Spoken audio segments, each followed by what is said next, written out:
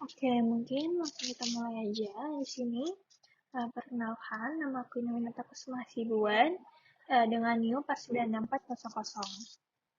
Di sini saya akan mempresentasikan mengenai hasil proposal empiris draft saya, yang dimana topiknya adalah analisis rata-rata upah atau gaji bersih buruh atau karyawan atau pegawai menurut pendidikan tertinggi di Indonesia tahun 2024. Oke, mungkin kita bisa langsung aja. Nah, di sini saya akan membahas mengenai pertamanya adalah latar belakang dan pertanyaan penelitian. Dari isu ekonomi utama, dari topik saya, ketimpangan upah merupakan isu ekonomi utama di Indonesia seperti yang kita ketahui ya.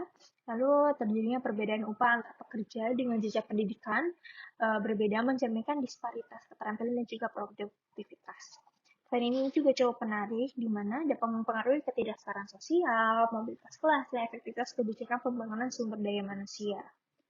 Lalu untuk selanjutnya pengetahuan dalam literatur topik saya menggunakan teori Human Capital, Becker 1993, Mincher 1974, di mana mereka menegaskan pendidikan merupakan investasi yang meningkatkan produktivitas individu sehingga berdampak pada upah yang lebih tinggi.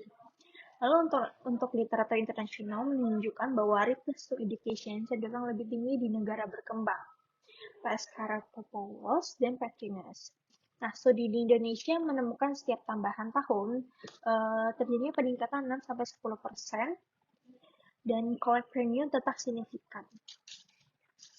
Oke, mungkin langsung ke latar belakang dari temuan dalam literatur, di mana ditemukan menunjukkan bahwa perbedaan upah antar jenjang pendidikan cukup besar, terutama antar lulusan menengah dan tinggi, dan juga seperti lulusan universitas secara konsisten lebih banyak menerima upah lebih tinggi dibandingkan lulusan sekolah dasar atau menengah. Nah, untuk kontribusi proyek dari topik ini menggunakan data terbaru BPS 2024 dan data Indonesia 2025 untuk bagaimana kita membandingkan rata-rata upah bekerja pada Februari dan Agustus 2024. Untuk kontribusi utamanya adalah memberikan gambaran mutakhir returns to education di Indonesia dan memperbarui literatur yang sebagian besar menggunakan data lama, Sakernas 2000 sampai 2010. Oke, mungkin kita langsung ke pembahasan selanjutnya, yaitu pertanyaan dari penelitian topik ini. Pertanyaan dan harapan jawabannya akan seperti apa? Pertama, bagaimana perbedaan rata-rata upah pekerja menurut jenjang pendidikan di Indonesia tahun 2024? Lalu yang kedua, apakah terdapat pola kenaikan upah seiring meningkatnya jenjang pendidikan? Lalu yang ketiga, bagaimana perbandingan rata-rata upah pekerja antara Februari dan juga Agustus 2024? Nah, untuk yang terakhir, sejauh mana pendidikan akan mempengaruhi variasi upah berdasarkan estimasi ekonometrika sederhana?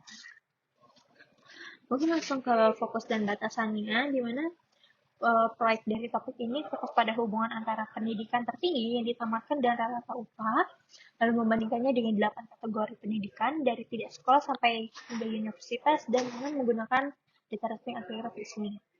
Lalu berdasarkan literaturnya akan yang diharapkan adalah upah meningkat seiring tingkat pendidikan dan keofisian pendidikan pada model upah akan terjadi positif dan juga signifikan. Oke, mungkin langsung ke data dan metodologinya. Nah, untuk data dan metodologinya, sumber datanya seperti saya sebutkan sebelumnya, mungkin lebih spesifiknya adalah menggunakan data Badan Pusat Statistik BPS 2024 dan data Indonesia yaitu 2025, yaitu rata-rata upah atau gaji bersih sebulan buruh karyawan pegawai menurut pendidikan tertinggi yang ditamatkan untuk bulan Februari dan juga Agustus 2020. Nah, untuk 8 kategori yang tadi saya sebutkan adalah mencakup tidak sekolah, tidak tamat SD, SMP, SMA umum, SMA kejuruan, diploma, dan juga universitas. Untuk kesesuaian datanya tersedia secara terbuka dan dapat dipertanggungjawabkan BPS 2024 dan Indonesia 2025, lalu juga relevan untuk mengukur hubungan antara pendidikan dan rata-rata upah, lalu juga memungkinkan perbandingan antar periode Februari versus Agustus, sehingga dapat kita lihat nanti dinamika temporal. Mungkin lanjut ke spesifik ekonometrikanya atau spesifikasi modelnya. Saya menggunakan ini terdapat rata-rata upah, lalu pendidikan, dan lain sebagainya. Lalu untuk strategi identifikasinya, nanti saya menggunakan data cross-section digunakan dengan estimasi regresi linear OLS. Strategi identifikasi didasarkan pada variasi pendidikan sebagai determinan utama upah, dan juga mengontrol perbedaan antara jenjang pendidikan. Oke, mungkin itu aja. Ini merupakan referensi yang saya gunakan. Ada BPS 2024, Data Indonesia 2025, PKR 1993, Minshare 1974, Pratomo 2021, Sri Dharma, dan lain sebagainya 2006. Oke.